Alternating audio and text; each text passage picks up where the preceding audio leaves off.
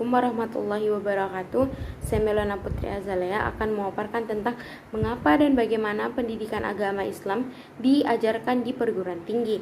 Yang kedua yaitu bagaimana manusia bertuhan. Yang ketiga itu bagaimana agama menjamin kebahagiaan.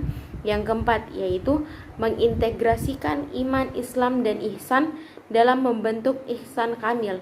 Dan yang terakhir bagaimana membangun paradigma Qur'ani. Pertama, yaitu mengapa dan bagaimana pendidikan agama Islam diajarkan di perguruan tinggi.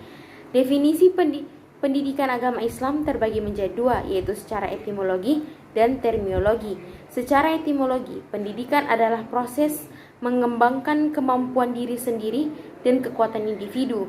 Kata agama berasal dari bahasa Sanskerta yang mendefinisikan sejenis peraturan yang menghindarkan manusia dari kekacauan, serta mengantarkan manusia menuju keteraturan dan ketertiban. Secara terminologi, pendidikan adalah usaha sadar dan terancam untuk mewujudkan suasana belajar dan proses pembelajaran untuk peserta didik agar secara aktif mengembangkan potensi dirinya untuk memiliki kekuatan spiritual keagamaan, pengendalian diri, kepribadian, kecerdasan, akhlak mulia, serta keterampilan yang diperlukan dirinya dan masyarakat. Agama diartikan sebagai aturan tata cara hidup manusia dengan Tuhan dan sesamanya. Banyak dari kita yang bertanya-tanya, kenapa sih pendidikan agama Islam harus diajarkan di perguruan tinggi? Alasan yang pertama yaitu untuk memberikan landasan pengembangan pada kepribadian mahasiswa agar menjadi kaum intelektual yang senantiasa beriman. Yang kedua, senantiasa mengingat Tuhan yang Maha Esa. Bismillahirrahmanirrahim. Nazzala alaikal kitaba bil haqqi musaddiqan lima baina yadaihi wa anzalat taurati wal injili.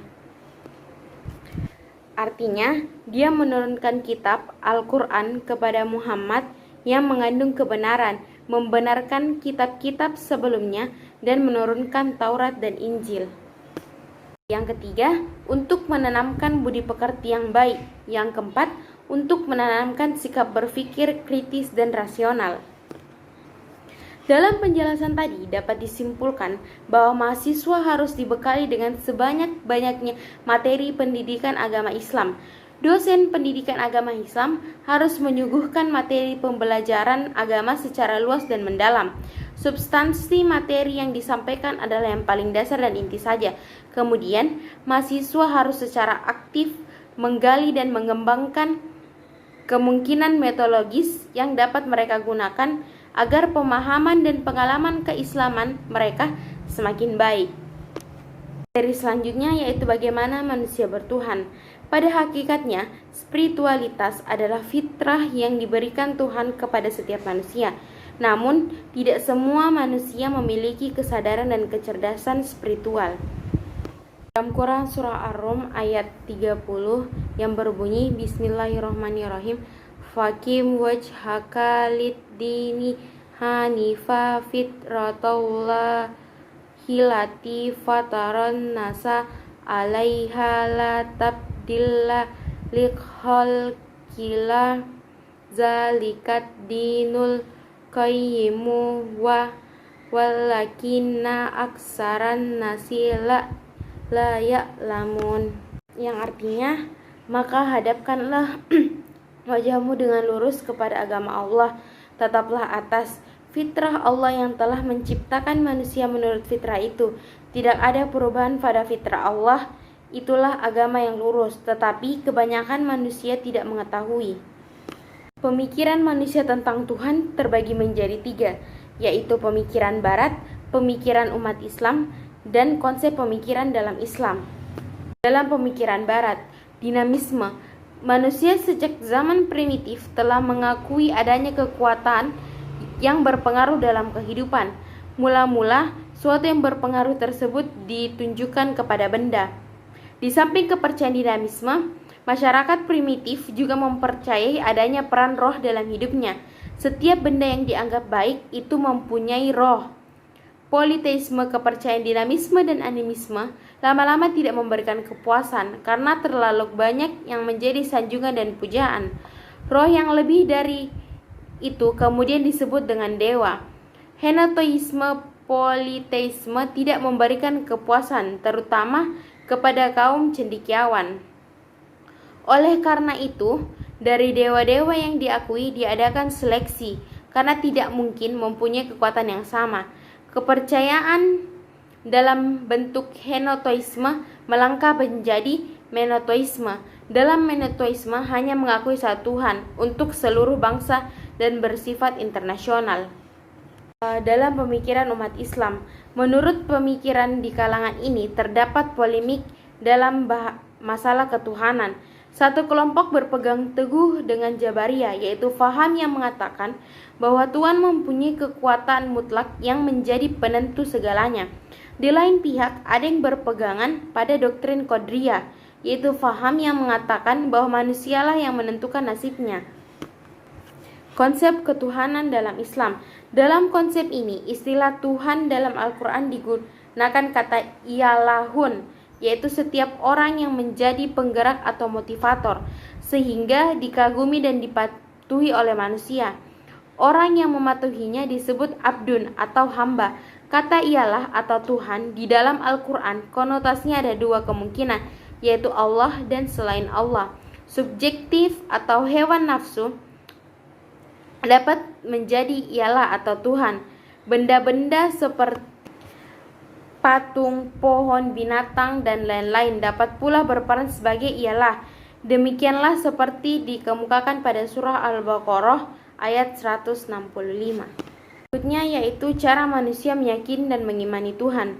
Berbicara tentang keimanan, maka ia memiliki dua aspek, yaitu keyakinan dan indikator praktis. Apabila mengacu pada penjelasan di atas, keyakinan dapat dimaknai sebagai pembenaran terhadap suatu konsep. Adapun indikator praktis keimanan dapat ditengarai dari sikap dan perilaku yang dilakukan oleh manusia. Orang yang memiliki keimanan terhadap Allah harus dibuktikan dengan amal soleh yang menjadi indikator praktis tentang iman tersebut. Indikator praktis tersebut dapat dijadikan patokan bagi orang yang menilai orang lain. Selama seseorang memiliki indikator keimanan, walaupun ibarat sinyal HP hanya tinggal segaris saja, ia tetap dikatakan beriman. Namun, ia juga memiliki indikator-indikator kekufuran. Apabila si pendosa terus-menerus melakukan indikator kekufuran, maka ketika itu ia dikatakan telah terjerumus dalam kekufuran. Orang yang beriman adalah orang yang berkarakter. Beriman kepada Allah berarti memiliki karakter bertuhan. Dalam bahasa agama, karakter identik dengan akhlak. Menurut Imam Al-Ghazali, akhlak adalah bentuk jiwa yang dirinya muncul sikap dan perilaku secara spontanitas dan disertai dengan perasaan nikmat serta ketika melakukannya. Sudah menjadi fitrah seorang manusia untuk memiliki rasa ketuhanan dan memiliki kebaikan hati nurani. Dengan adanya roh, manusia mampu merasakan dan meyakini keberadaan Tuhan dan kehadirannya dalam setiap fenomena di alam semesta ini, dan karena inilah kita bersikap dan berperilaku sebaik-baik umat demi tercapainya kedamaian sesama dalam lingkungan sosial. Materi berikutnya yaitu bagaimana agama menjamin kebahagiaan. Berbicara tentang arti kebahagiaan sejati atau kebahagiaan hakiki, Islam mempunyai pandangan mengenai pengertian atau arti dari kebahagiaan sejati berdasarkan dari dalil dan firman Allah Subhanahu wa taala dalam Kitabul Al-Qur'an dan juga hadis Nabi Muhammad SAW. Kebahagiaan sejati seseorang tidak bisa diukur dengan kebanyakan harta atau kekayaan, status atau pangkat sosial dalam masyarakat, atau semua kemewahan yang dimiliki oleh orang tersebut. Kebahagiaan yang sesungguhnya atau sejati terletak pada ketenangan hati seseorang. Kita bisa mendapatkan kebahagiaan sejati dengan cara yang pertama, selalu mengingat Allah Subhanahu wa taala sebagaimana dalam penjelasan firman Allah Subhanahu wa taala tersebut bahwa Allah Subhanahu wa taala adalah zat yang memberi, menciptakan dan menentukan kebahagiaan para hambanya. Yang kedua, berusahalah untuk memperoleh ketenangan dalam jiwa dan hati dengan cara bertakwa kepada Allah Subhanahu wa taala yang sebesar-besarnya. Allah Subhanahu wa taala adalah pemberi ketenangan kepada siapapun yang dikehendakinya. Sebagaimana firman Allah Subhanahu wa taala yang antara lain, Bismillahirrahmanirrahim, wal yaqulul ladzina kafaru laula unzila alaihi ayatum mir rabbih qul innallaha yudillu may yasya'u wa yahdi illa ilaihi man anab, yang artinya orang-orang kafir berkata, mengapa tidak diturunkan kepadanya Muhammad tanda mukjizat dari Tuhannya? Katakanlah, sesungguhnya Allah menyesatkan siapa yang Dia kehendaki dan menunjuki orang-orang yang bertobat kepadanya. Quran Surah Ar-Ra'd ayat 27. Tujuan hidup manusia adalah sejahtera di dunia dan bahagia di akhirat. Dengan kata lain, dapat disebutkan bahagia di dunia dan bahagia di akhirat. Kebahagiaan yang disampaikan adalah kebahagiaan duniawi dan ukhrawi. Untuk menganggapi kebahagiaan termasuk mustahil tanpa landasan agama. Agama yang dimaksud adalah agama tauhidullah. Kebahagiaan hakiki itu adalah milik Allah. Ketika tidak mendapat mairahnya, kalau tidak diberikan Allah. Untuk meraih kebahagiaan itu, maka ikutilah cara-cara yang telah ditetapkan oleh Allah dan agamanya. Jalan mencapai kebahagiaan selain yang telah digariskan Allah adalah kesesatan dan penyimpangan. Jalan sesat itu tidak dapat mengantar kita ke tujuan akhir yang bahagia, karena di dalamnya ada unsur syirik. Dan syirik adalah landasan teologis yang sangat keliru dan tidak diampuni. Jika landasannya salah, maka bangunan yang telah ada di atasnya juga salah dan tidak mempunyai kekuatan alias rapuh. Oleh karena itu, hadirlah kemusyrikan supaya pondasi kehidupan kita kokoh dan kuat. Landasan itu akan kokoh dan kuat kalau berdiri dengan tauhidullah. Materi berikutnya yaitu mengintegrasikan iman, Islam, dan ihsan dalam membentuk ihsan kamil. Menurut Ibnu Arabi, ada dua tingkatan manusia dalam mengimani Tuhan. Pertama, tingkatan insan kamil. Mereka mengimani Tuhan dengan cara penyaksian, artinya mereka menyaksikan Tuhan. Mereka menyembah Tuhan yang disaksikannya. Yang kedua, manusia beragama pada umumnya. Mereka mengimani Tuhan dengan cara mendefinisikan. Artinya mereka tidak menyaksikan Tuhan, tetapi mereka mendefinisikan Tuhan. Mereka mendefinisikan Tuhan berdasarkan sifat-sifat dan nama-nama Tuhan atau Asmaul Husna. Dalam Quran Surah Al-A'raf ayat 172 yang berbunyi, Bismillahirrahmanirrahim, wa is akhaza rabbuka min bani Adam min zurrihim zurriyatahum wa hadahum ala anfusihim alatsu birabbikum qalu bala syahidna antakulu ya umal qiyamati inna kunna an haza gafilin, yang artinya, dan ingatlah ketika Tuhanmu mengeluarkan keturunan anak-anak Adam dari sulbi mereka dan Allah mengambil kesaksian terhadap jiwa mereka seraya berfirman, bukankah aku ini Tuhanmu? Mereka menjawab, betul, engkau Tuhan kami. Kami menjadi saksi. Kami lakukan yang demikian itu agar di hari kiamat kamu tidak mengatakan, sesungguhnya kami, Bani Adam, adalah orang-orang yang lengah terhadap ini, keesaan Tuhan. Esensi dan urgensi iman, Islam, dan ihsan dalam membentuk insan kamil. Insan kamil merupakan tipe manusia ideal yang dikehendaki oleh Tuhan. Hal ini disebabkan jika kita menjadi insan kamil, maka manusia itu hanyalah monster bertubuh manusia. Siapa dan bagaimana insan kamil itu? Dalam perspektif Islam, manusia memiliki 4 unsur, yaitu jasad, hati, roh, dan rasa, yang berfungsi untuk menjalankan kehendak ilahi. Untuk mengokohkan keimanan akan menjadi manusia yang insan kamil, maka keimanan kita harus mencapai tingkat yakin. Maka kita harus mengidentifikasi dan mengacu pada rukun iman. Sedangkan untuk dapat beribadah secara bersungguh-sungguh dan ikhlas, maka segala ibadah yang kita lakukan mengacu pada rukun Islam. Kaum sufi memberikan tips untuk dapat menaikkan tangga demi tangga. Maka seorang yang berkehendak mencapai martabat insan kamil harus melakukan riyadhah atau berlatih terus-menerus untuk menampik makam demi makam yang bisa ditempuh oleh bangsa sufi dalam perjalanannya menuju Tuhan. Jadi untuk menapaki jalan insan kamil terlebih dahulu, kita perlu mengingat kembali tentang 4 unsur manusia, yaitu jasad atau raga, hati, roh, dan rasa. Keempat unsur manusia ini harus difungsikan untuk menjalankan kehendak Allah.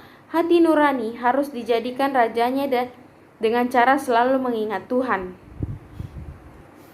Jika sudah benar menjalankan 4 unsur tersebut, lalu mengokohkan keimanan, meningkatkan kepribadian, dan membungkus perbuatan sekaligus menghilangkan karakter-karakter yang buruk.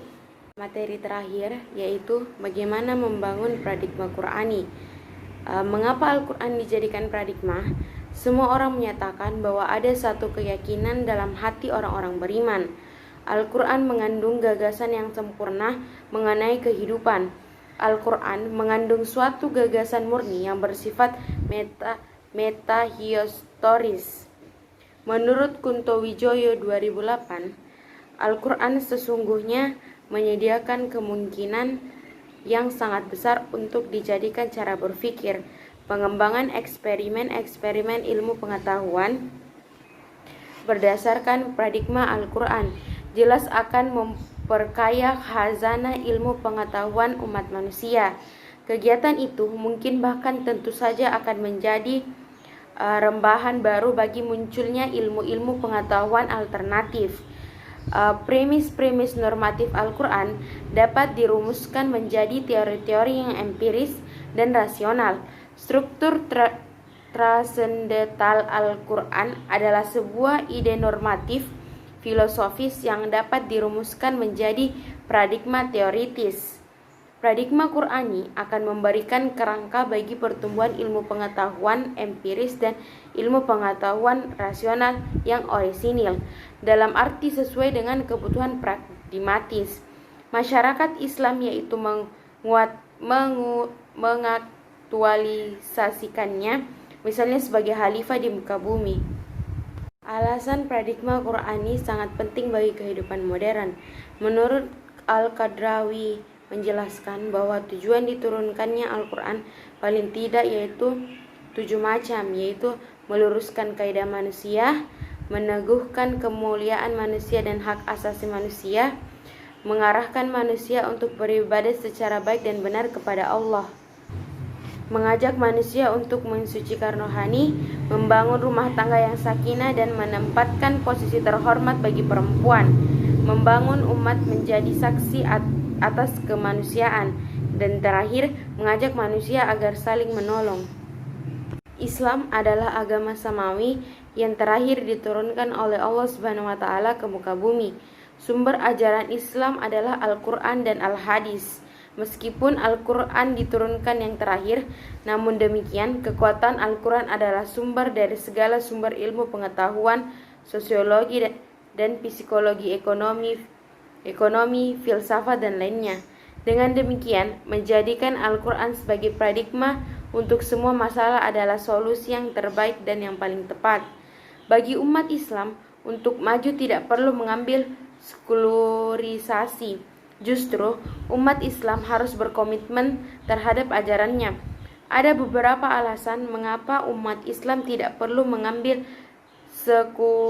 sekularisasi untuk maju, yaitu ajaran Islam yang sumbernya Al-Quran dan Hadis bersifat syumul.